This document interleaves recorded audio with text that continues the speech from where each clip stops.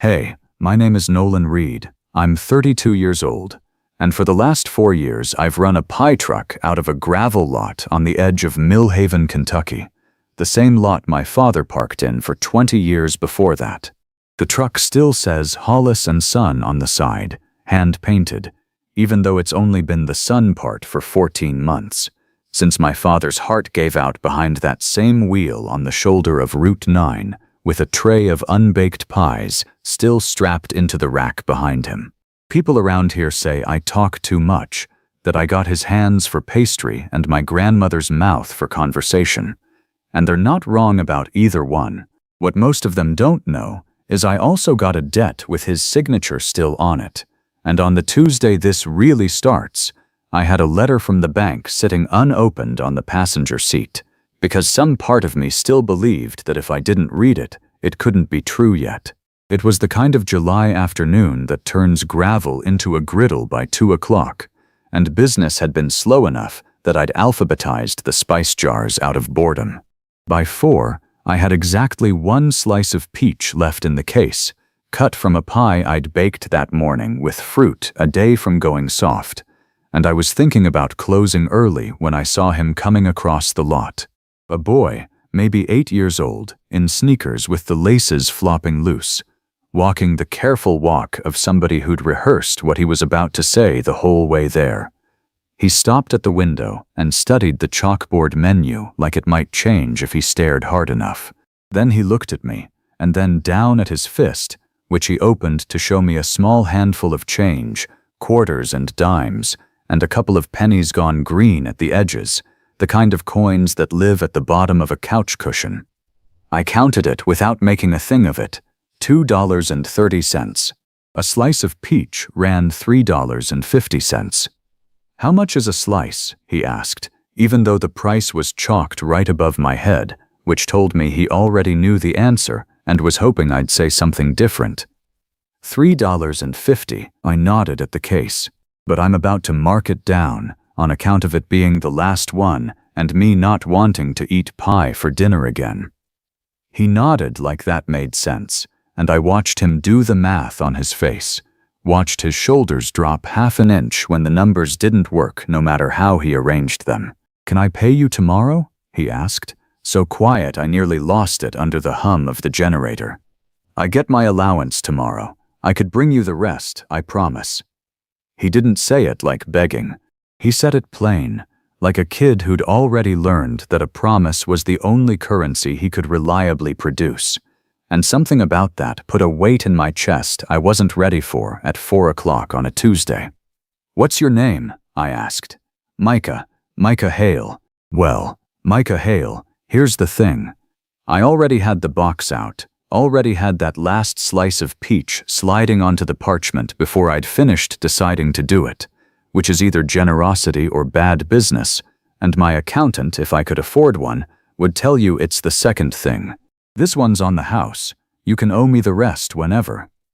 His whole face did something complicated, relief and suspicion wrestling for the same territory, like he wasn't sure whether to be grateful or worried he'd owe interest. For real, but I want to know what it's for. A boy doesn't count his church shoe money down to the penny for just any old slice of pie. He looked at the box like it might answer for him. "It's not for me, it's for my mom. Her birthday's Saturday, and she really likes peach, and she hasn't had a good one in a long time, because good ones cost money, and we don't have much extra of that right now." He said it the way kids repeat things they've overheard adults say quietly, getting the shape of a worry right without quite carrying its weight yet. I've given away more pie than any sane business should over the years, a habit my father used to shake his head at even while doing the same thing himself. But something about this particular boy and this particular reason made me want to throw in a second slice just to watch his face do that thing again. I didn't. I'm not made of peaches. I did put a small bag of sugared crust scraps in with the box, the kind my father used to call baker's tax, and told him it was a bonus for good customers. "Tell your mom happy birthday from Reed's, and tell her the guy who made it says she's got good taste," since peach is the only pie worth a damn. He grinned at that, gap-toothed, one front tooth clearly new and still a size too big for his mouth, and took off across the lot at a dead run, holding the box out in front of him like it might spill even with the lid shut tight. I watched him go until he turned the corner by the feed store, and it wasn't until the gravel had gone quiet that I remembered the bank letter still sitting on my passenger seat, and the fact that giving away my last slice of the day wasn't exactly the kind of decision a man with 11 days to find $16,500 should be making. That letter had been riding around in my truck for 3 days by then, and that night I finally made myself open it under the dome light instead of pretending the glove box was a safe place to keep unopened problems. It said what I already knew it would say, just with more official paragraphs wrapped around it. My father had borrowed $16,500 from Millhaven Trust and Savings 2 years before he died to replace the engine and the oven unit that had finally quit on him after 15 years on Route 9, and he'd signed a note with a balloon clause at the end of it, the kind where you pay small for years and then owe the whole remaining chunk in one lump sum on a date somebody picked out for you in advance. That date was 11 days away. I'd been making the minimum payments since he passed, mostly on time, sometimes a week late, always eventually, but minimum payments don't touch a balloon. The letter was from Warren Kepler, who ran the loan department, written in his own hand instead of a form's, and it opened with, "Nolan, I wish I had better news," which was somehow worse than if a machine had written it.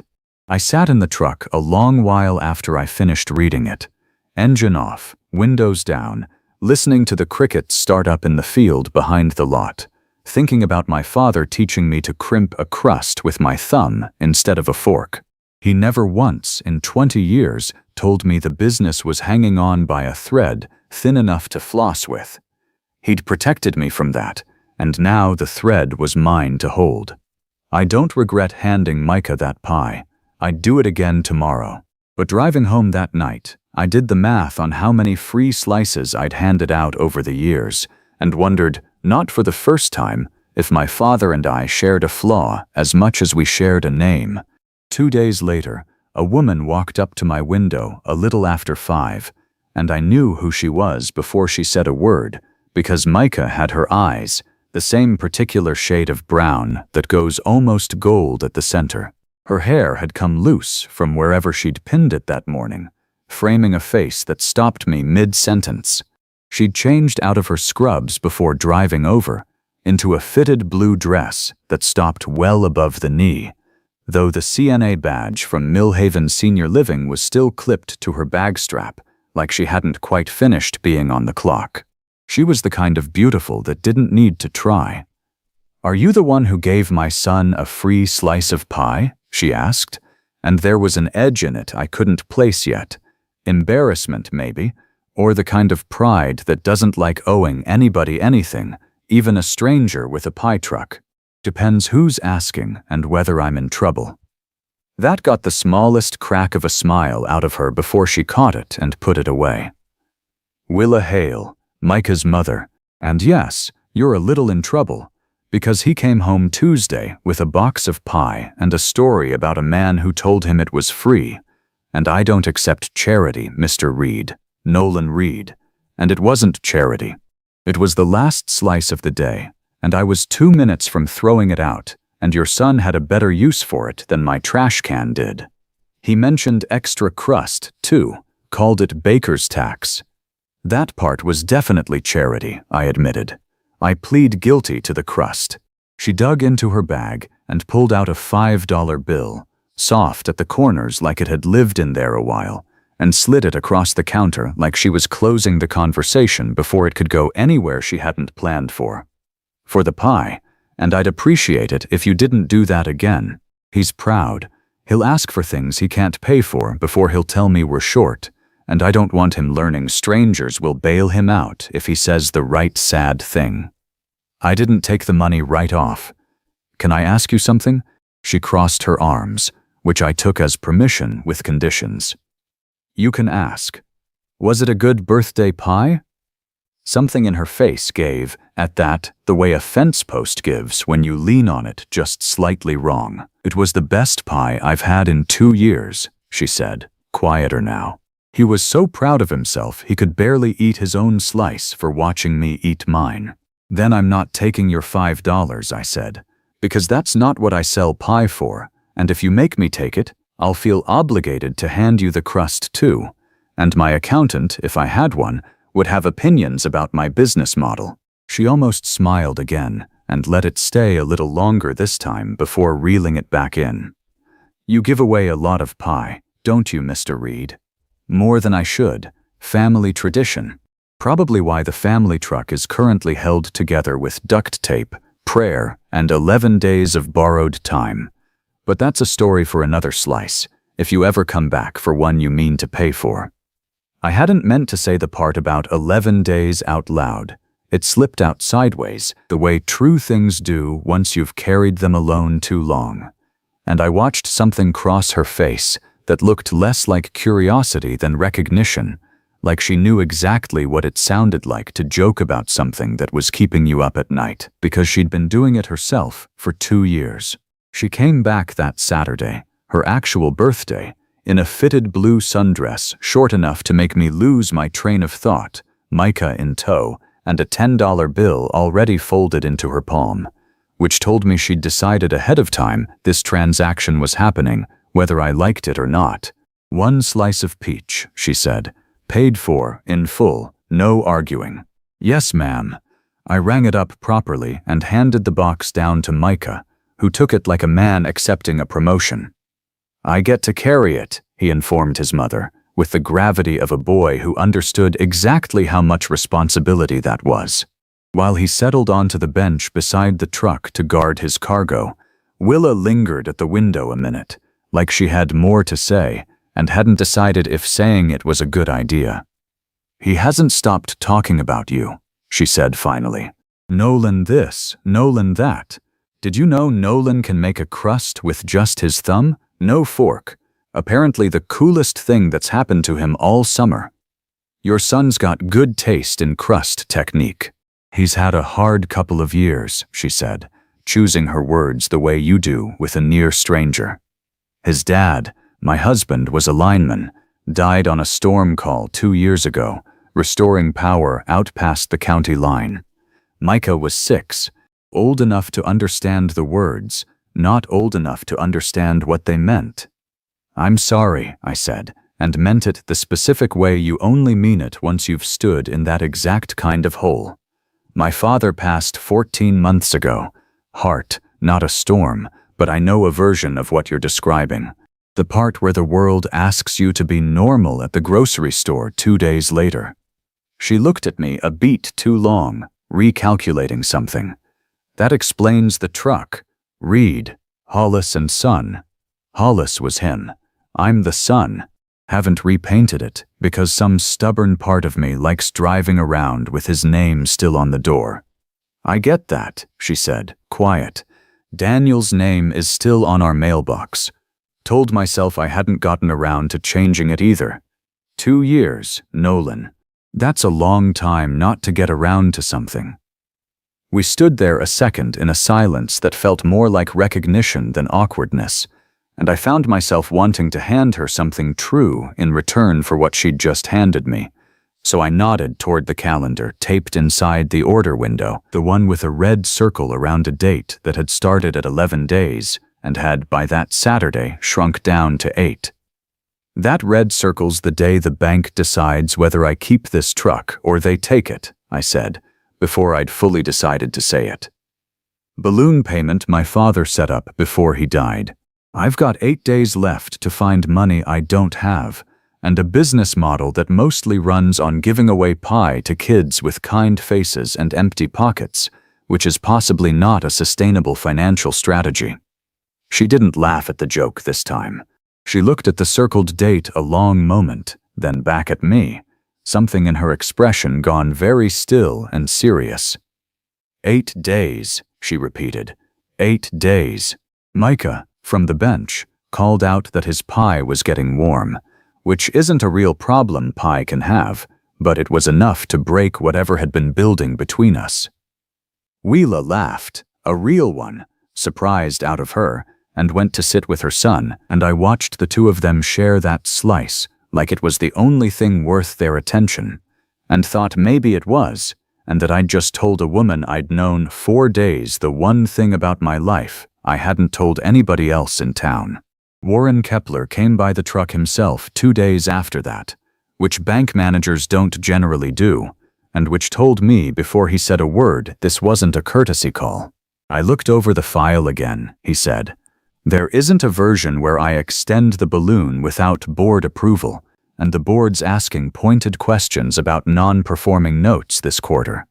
I'm telling you because your father would have wanted somebody straight with you. 6 days. That's what's left, if you're counting. I'm counting, he said, not quite meeting my eyes. There's been some interest in this stretch of frontage, too. A drive-through chain's been asking about the lot. I don't like it, Nolan, but I've got a duty and a boss. He left without finishing his pie, and I gave the rest to a stray cat that had been casing the lot for weeks. 20 minutes later, a man named Trent Sowell showed up in a car too clean for the gravel, introduced himself as a site consultant for a coffee chain, and offered me an amount for the truck and my lease that was almost insulting, dressed up in words like clean exit. I'll think about it, I told him, a lie we both recognized, and he left his card anyway, like I was a carton of milk instead of a man trying to keep his father's name on a truck. I needed something to do with my hands after that, so when Micah showed up that evening on a bike with a chain hanging loose and a wheel that wobbled like it had opinions of its own, I was almost embarrassed by how grateful I was for the distraction. Mom says you fix things, he informed me, dropping the bike in the gravel with the confidence of a boy who'd never once considered I might say no. Your mom's not wrong. I spent the better part of an hour on that bike, mostly because an 8-year-old narrating every step of a chain repair is its own kind of therapy. And Micah handed me tools like a surgical assistant, calling out clamp and wrench with great seriousness. Somewhere in the middle of it, greasy-handed, I realized I hadn't thought about Trent Sowell's card or the number 16,500 in almost 45 minutes, and that a boy with a wobbly wheel had done for me what nothing else had managed all week. There, I said, spinning the wheel true. Good as new. Micah looked at the bike, then at me, with the solemnity kids reserve for moments they've decided matter. My dad used to fix my bike, he said, before. I didn't say anything clever back to that. Some things don't need a clever line, just a hand on a shoulder and the good sense to let a kid finish a thought without rushing him past it. I'm glad I could help this time, was all I managed, and it must have been enough, because he grinned that gap-toothed grin and rode off down the gravel, wobble-free, hollering something back about how I should come to his mom's work potluck Sunday, which was news to me, and probably news to his mother too. The potluck happened, and it turned out to be the best Sunday I'd had since before my father died, right up until Willa set her plate down, lowered her voice, and asked a question that had nothing to do with potato salad. "Show me the note," she said. "The loan paperwork, all of it." Why? Because I kept books for Daniel's electrical business for 6 years before he died, and I know what a properly disclosed interest clause looks like, and something about the way you described that letter has been bothering me since Saturday. I'd been carrying that folder alone for 14 months, and the second she asked, some tired part of me handed the whole weight over without much of a struggle at all. She came by 2 evenings later with reading glasses I hadn't known she owned, and a highlighter she clearly had, and went through my father's note page by page while I closed up around her, wiping down counters, trying not to hover. "Here," she said, after almost an hour, tapping a paragraph on page 4. "This clause, the rate reset language, state requirements say there has to be separate written notice before a reset like this takes effect on a note this size, mailed, dated, kept in the file. I used to have to send these exact letters for Daniel's shop loan. Is there a copy of that notice anywhere in here?" I went through the folder twice. There wasn't one. That doesn't mean it wasn't sent, I said, because some habits of assuming the worst about my own luck die hard. No, but it means the bank has to prove it was, and if they can't, that reset clause might not hold up, which could buy you time even if it doesn't erase the debt. She looked up at me over the glasses, and something about her sitting in a folding chair inside my truck at 8 at night, sleeves pushed up, hair falling loose from its clip, made my chest do that thing again, the same thing it had done the moment Micah asked if he could pay me tomorrow. You didn't have to do this, I said. I know. Why did you? She closed the folder slowly, buying herself a second to decide how honest to be. Because Micah cried the night he heard you might lose the truck, overheard me on the phone with a friend, decided somehow it was his fault on account of the free pie. And because somewhere in the last few weeks, you stopped being the nice man who fixed my son's bike and turned into somebody I'd genuinely hate to watch lose everything his father built. Neither of us moved for a second. The generator hummed. Her eyes dropped to my mouth for exactly 1 second before she caught herself and looked back down at the folder like it had gotten interesting again. I should get back, she said instead. Renee's only got Micah until 9. Right, of course. She gathered the folder, the glasses, the highlighter, got about 3 steps toward her car, then turned back around. For what it's worth, she said, I don't think you're your father's flaw, if that's what's kept you up at night. I think you're his best decision, wearing an apron. Then she was gone, taillights bouncing down the gravel, and I stood in an empty pie truck at 8:30 on a Tuesday with a highlighted loan document, a boy's guilty tears I hadn't known about until just now, and a feeling in my chest I hadn't let myself name yet, even privately, even to myself. Word travels fast in a town the size of Millhaven, and a boy who tells his mother everything also tells his teacher, who mentions it at Peg's Diner, where gossip gets seasoned before it's served back out to the whole county. By the following week, I had customers driving out from parts of Millhaven I didn't know had heard of my truck, telling me they'd heard about the pie man and the little boy like it was a folk tale instead of a Tuesday. Peg put an old pickle jar by her register with a hand-lettered sign that said, Save, Hollis and Son, and by the time I marched over there to make her take it down, there was already $40 in it from people I'd never met. I want to tell you I took that well. I did not take that well. Take it down, I told Peg, low enough the lunch counter wouldn't hear the whole argument. Absolutely not, she said, not looking up from the biscuits she was cutting. Your daddy fed half this town on credit he never collected. And don't you stand in my diner telling me this county doesn't owe the Reed family a debt of its own. It's not their debt to pay. No, she agreed, sliding a tray into the oven harder than required. But it's their choice, and taking it away because your pride's tender is about the most Hollis thing you could do. I didn't have a good answer, so I did what I generally do when I don't, which is leave before I say something I'll regret. Willa found me being stubborn at the truck that evening, sitting on the back step with the generator off and the whole lot gone dim and blue at the edges the way it does right before full dark. Peg called me, she said, sitting down beside me without asking, which by then she'd earned the right to do. Said you stormed out of her diner like your boots were on fire. I don't want charity, Willa. Nobody's asking you to want it. They're giving it anyway. That's how it works. You don't understand. My voice came out sharper than I meant, and I heard it land on her before I could pull it back. You've already got enough on your plate without carrying my problems too. You're working 2 jobs and raising a kid alone and grieving a husband, and instead of leaving you be, I handed you a highlighted stack of my dead father's debt. I don't want to be one more thing you're keeping alive out of obligation. She was quiet a second. Is that really what you think this is? Obligation? I don't know what else to call it. Then you weren't paying attention, she said, standing up.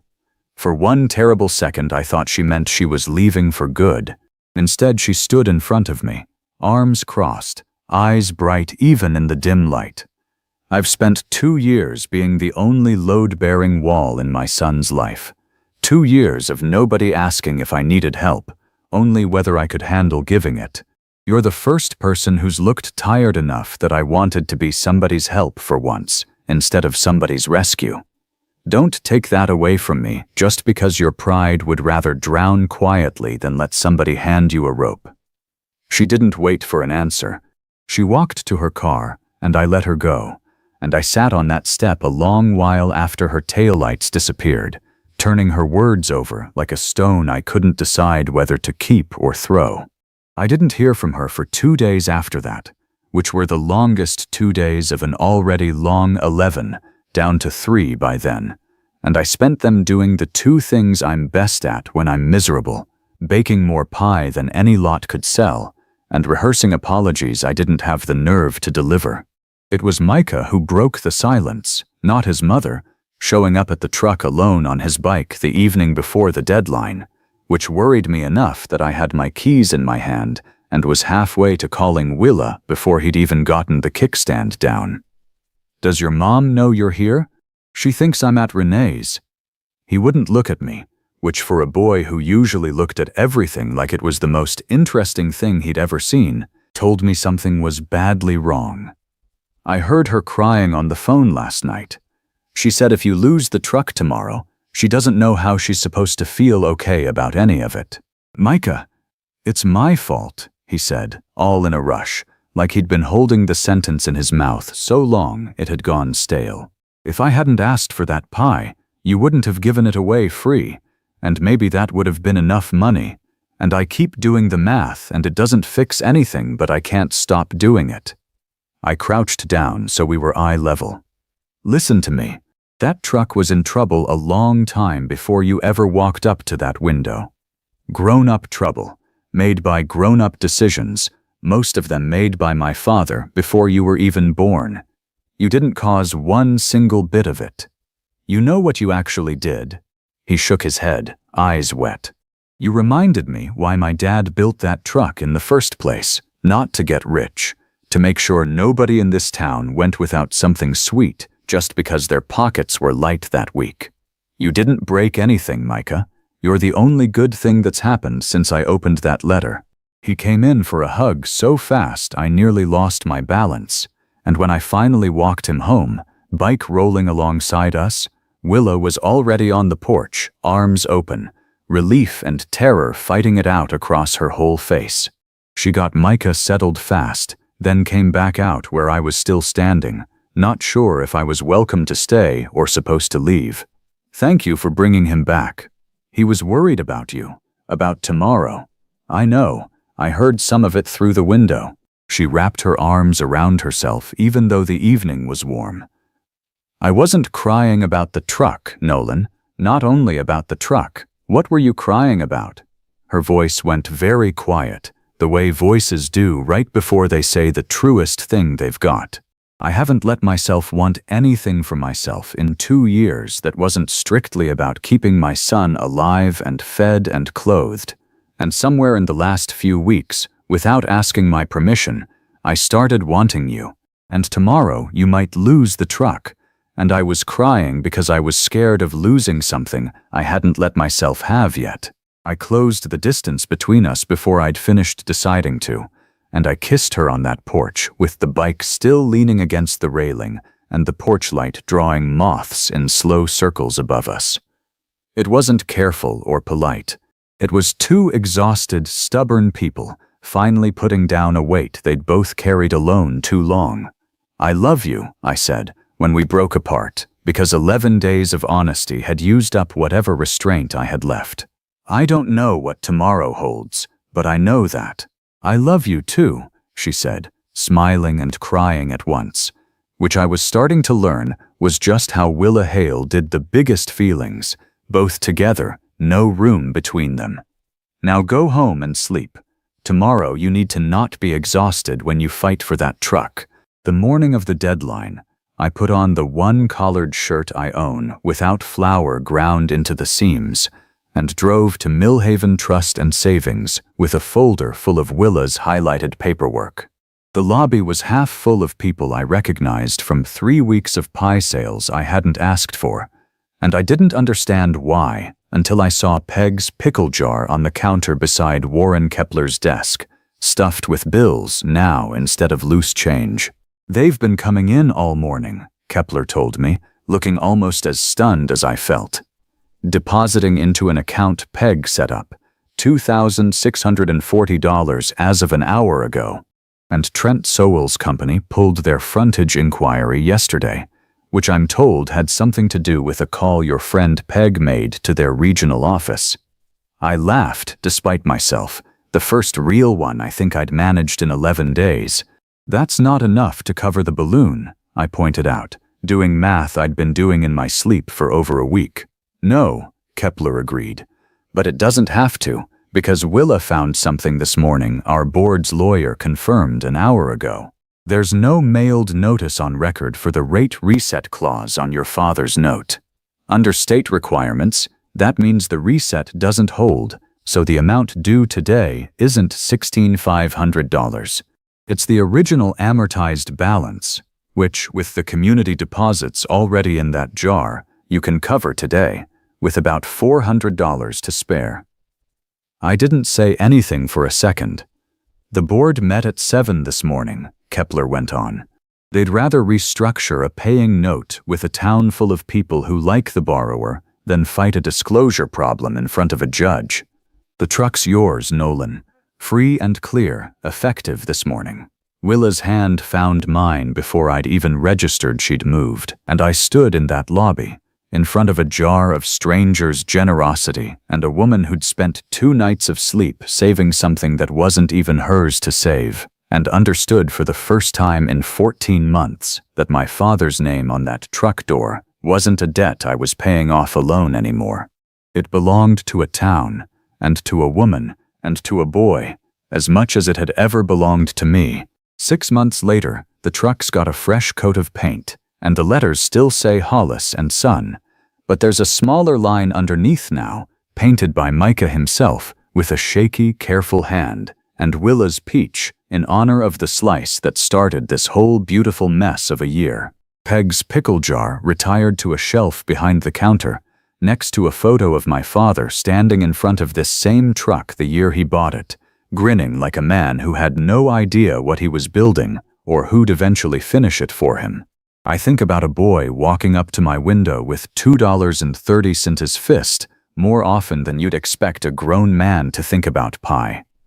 Not because of what it cost me, which in the end was nothing, but because of what it turned out to be worth.